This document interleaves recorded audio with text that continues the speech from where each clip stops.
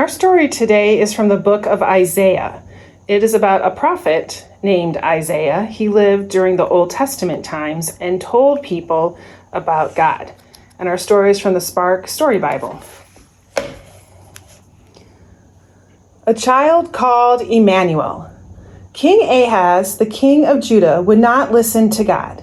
He wanted to become friends with people from another country who didn't believe in God. God knew this was a bad idea because the people in the other country really wanted to hurt King Ahaz and his people. God warned, God pleaded. King Ahaz would not change his mind. He wanted his own way. "Ask me for a sign," God said. "Then you will know that I am your God. Then you will listen to me." God sent a prophet, Isaiah, to talk with King Ahaz. Isaiah did what God asked him to do. His job was to be God's voice. Isaiah warned King Ahaz that bad things would happen to him and his people if he did not listen to God. Isaiah promised that God would protect King Ahaz and his country if he listened. God even gave King Ahaz a sign to look for, a child to show him the way. Isaiah said a child would be born and live with the people. His name would be Emmanuel. Emmanuel means God with us. Then the people would know how much God loved them, and they would listen to God. King Ahaz crossed his arms and shook his head. Who was Isaiah to tell him what to do?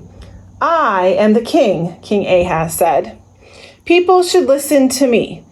"Why should I listen to or pray to your God, Isaiah?" King Ahaz did not listen to God, and soon things went very bad for King Ahaz. His crops dried up, there was very little food. Soon his country was taken over by others. Other people, the Israelites, did listen to Isaiah. They remembered God's promise and waited many years for God's sign, Emmanuel, to be born. Do you know who Emmanuel is? Think about that.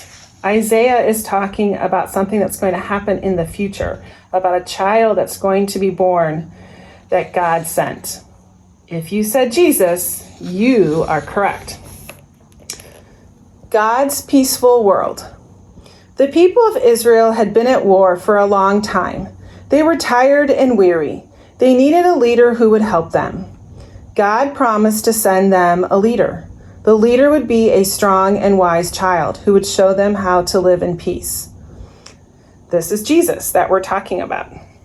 God promised that the child would come from King David's family and that he would be a descendant of Jesse, King David's father. Remember David we talked about a few weeks ago when he was a child?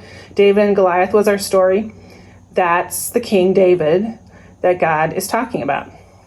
God promised to lead the child. "I will always be with him," God said. God promised to make the child wise. A good leader must know all kinds of things. He must be able to make good decisions. The child will be very smart and teach others too, God said.